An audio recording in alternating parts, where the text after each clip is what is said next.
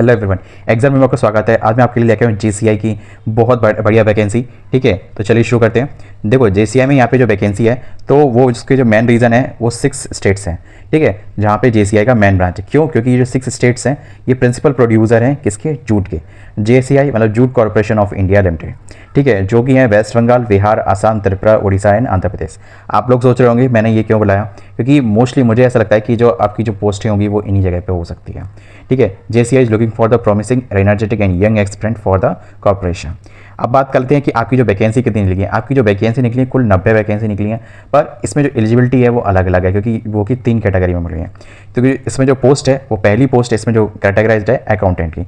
तो इसमें बात करते हैं आपके पे स्केल की, एज लिमिट की, नंबर ऑफ वैकेंसीज की, कैटेगरी की और एसेंशियल एंड एलिजिबिलिटी की। अकाउंटेंट की पोस्ट है S5 इसमें कहा जा रहा है आपको। ठीक है, इसमें जो आपकी जो सैलरी है वो 28,600 से लेकर 1,15,000 के बीच में होगी आपकी। एज लिमिट आपकी जो 1 सितंबर 2024 से कैलकुलेट की जाएगी और मैक्सिमम एज लिमिट आपकी 30 है। ठीक है, अभी मैं कैटेगरी के हिसाब से भी बता दूंगा। ठीक है, बात करते हैं एलिजिबिलिटी की, तो जो इसमें एमकॉम चाहिए। ठीक है, with advance in accountancy and auditing में। ठीक है, एज ए स्पेशल सब्जेक्ट में। ठीक है, मतलब एमकॉम आपने advance in accountancy and auditing के साथ कर रखा हो। ठीक है, और जिसके साथ साथ आपके पास 5 साल का एक्सपीरियंस हो किसमें? कॉमर्शियल अकाउंटिंग मैनेजमेंट है, इंक्लूडिंग जिसके साथ रिकॉग्नाइजेशन एंड फाइनल अकाउंटिंग में। ठीक है, एंड एक्सपीरियंस हो handling in cash and records, मतलब आपने किसी अच्छी फर्म में काम कर रखा हो। ठीक है, और जिसमें आपने कैश वगैरह हैंडलिंग कर रखी हो। ठीक है, या फिर आपने जैसे कि फाइनेंशियल अकाउंट, जैसे कि फाइनल डेटा पूरा, जैसे कि जीएसटी वगैरह पूरा फाइनल होकर जैसे जाता है ना, तो वो आपने एक्सप्लेन कर रखा हो, तो वो चीज़ में चाहिए। अगर आपने बीकॉम कर रखा है तो आप निराश नहीं हो, तो भी आप एलिजिबल है इसमें। ठीक है, बीकॉम वालों के लिए बस एक चीज़ है, आपके 7 साल का एक्सपीरियंस चाहिए। Same maintaining commercial account and recognition final account and experience handling and cash, इनमें से आपके पास किसी का भी एक्सपीरियंस होना चाहिए। That's it.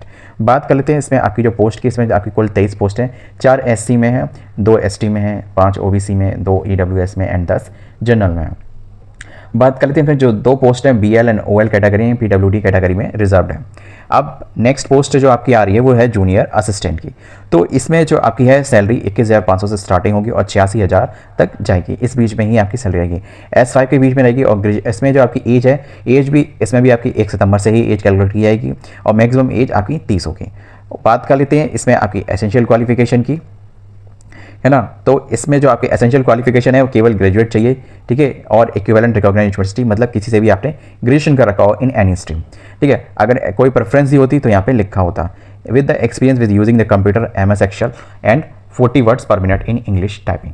ये जो पोस्ट है इसमें कोई भी बंदा भर सकता है जिसको टाइपिंग आती हो और MS एक्सेल और MS वर्ड चलाना आता हो। 99% जितने भी कैंडिडेट होंगे देखने वाले जो ग्रेजुएशन कर चुके होंगे तो उनको MS एक्सेल MS वर्ड चलाना आता ही होगा, नहीं तो 2-3 दिन का खेल है, बड़े सब सीख जाएंगे।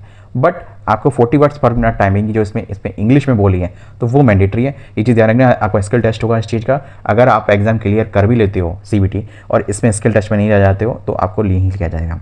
बात कर लेते हैं इसमें जो आपकी पोस्ट है कुल 25 पोस्ट है। SC के लिए 4 है, ST के लिए 2 है, OBC के लिए 6 है और EWS के लिए 2 और UR के लिए 11। इसमें भी 2 post OL and OA category में रिजर्व हैं PWD में।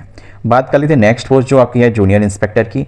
S3 की पोस्ट है, इसमें आपकी सैलरी थोड़ी सी बढ़ जाएगी, 21,500 से लेकर 86,500 के बीच में रहेगी। और इसमें एलिजिबिलिटी भी, इसमें एज भी सेम चाहिए। 1 सितंबर से आपकी एज कैलकुलेट होगी और 30 साल मैक्सिमम है। ठीक है, पास इसमें क्या चाहिए? एसेंशियल क्वालिफिकेशन में आपकी चाहिए इसमें पास इन 12th। ठीक है, इसमें चाहिए और 3 साल का एक्सपीरियंस चाहिए किसमें? परचेज में, सेल्स ऑफ जूट में, grading, assorting, baling and storage and transportation में। ठीक है, इनमें से आपका किसी में भी एक्सपीरियंस होगा 3 साल का तो वो आप एलिजिबल होंगे। ओब्लिक लगा हुआ है तो इसमें से कुछ भी चल सकता है। इसमें जो पोस्ट है वो सबसे ज़्यादा है, कुल 42 पोस्ट है आपकी। 7 SC के लिए, 4 ST के लिए, 10 OBC के लिए एंड 4 OBC के लिए और 17 जनरल के लिए।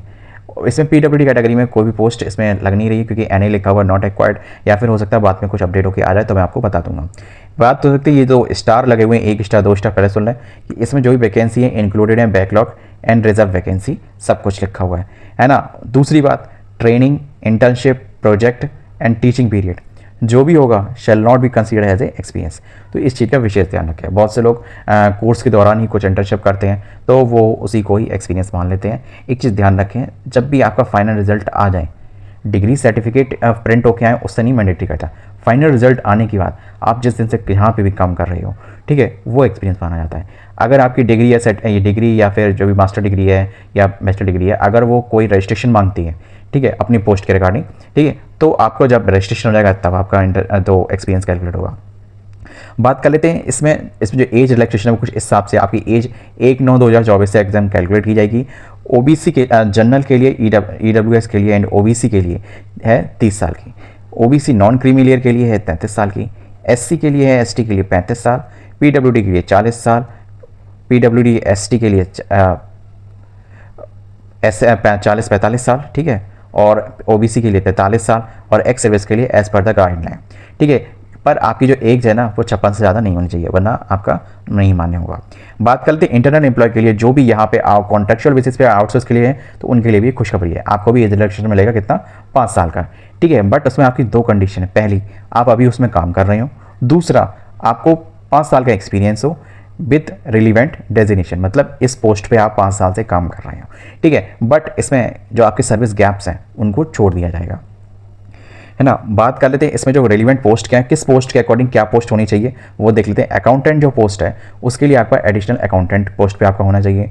जूनियर असिस्टेंट के लिए आपको एडिशनल जूनियर असिस्टेंट या डाटा एंट्री ऑपरेटर की पोस्ट पे अभी होना चाहिए, ठीक है। जूनियर इंस्पेक्टर के लिए आपके पास additional junior inspector, marketing executive and additional marketing officer का अभी आप काम करे हुए होना चाहिए मिनिमम 5 साल विद एक्सक्लूडिंग आपकी गैप्स, ठीक है, सर्विस गैप्स। तो वो चीज़ का आपको ध्यान रखना है। अगर आप हैं तो आप इस 5 साल का एक्सपीरियंस का 5 साल एज रिलैक्सेशन का फ़ायदा ले पाएंगे। अगर आप इन रिलीवेंट डेजिग्नेशन पे नहीं है तो आप नहीं ले पाएंगे, ठीक है।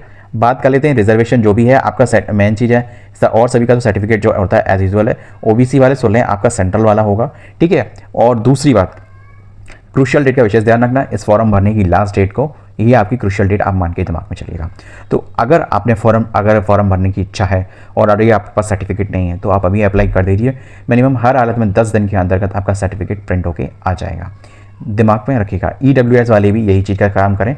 अगर सर्टिफिकेट नहीं बनाया है 1 अप्रैल 2000 जो भी होती है 1 अप्रैल हर साल की, उसके बाद नया सर्टिफिकेट ही मान्य होता है। जो भी सर्टिफिकेट जो ईयर होता है वो फाइनेंशियल ईयर के अकॉर्डिंग चलता है, जैसे कि 1 अप्रैल 2024 से लेके 31 मार्च 2025 तक उसकी वैलिडिटी होती है ना। तो जो भी फॉर्म भरने से पहले अगर आप उसमें क्लेम कर रहे हैं कि मैं इस ईडब्ल्यूएस से हूँ या ओबीसी से हूँ, है ना, तो उस फॉर्म भरने से पहले वो सर्टिफिकेट आपका इशू हो जाना चाहिए, ठीक है। क्योंकि आप सर्टिफिकेट जब बनवाते हैं तो उसमें अप्लाई डेट और इशू डेट दोनों आती है और लागू होती है इशू डेट, ठीक है। ये मत सोचना कि अप्लाई डेट लागू हो चाहिए। नेक्स्ट बात कर लेते हैं इसमें आपका एक्सप्रेसमेंट वगैरह का, जो मैंने आपको बता ही दिया, ठीक है। और इसमें क्या है, सिलेक्शन प्रोसीजर। अब सिलेक्शन प्रोसीजर वगैरह और जो पेपर का पैटर्न रहेगा ये सब मैं नेक्स्ट वीडियो में बताऊंगा। जाते जाते एक बात का जरूर ध्यान रखें कि जो आपका टाइम फ्रेम है वो विशेष ध्यान रखें। आपकी जो कट ऑफ और कैलकुलेटिंग एज एक्सपीरियंस है वो 1/9/2024 से पहले हो जाना चाहिए। दूसरा, फॉर्म भरने की जो स्टार्टिंग डेट है वो 10/9 है, ठीक है, मतलब फॉर्म भरना स्टार्ट हो चुका है। और लास्ट डेट है वो 30 सितंबर है, ठीक है। और the date of the CBT examination वो जैसे ही आएगा वैसे ही मैं आपको बता दूंगा, ठीक है। मिलते हैं नेक्स्ट वीडियो में किसी और इसके अपडेट के साथ। कंप्लीटली तीनों पोस्ट का बताऊंगा ताकि आपको कोई भी डाउट ना रहे। जय हिंद। वीडियो अगर इन्फॉर्मेटिव लगी तो वीडियो को लाइक और चैनल को सब्सक्राइब करने में बिल्कुल भी ना भूलें।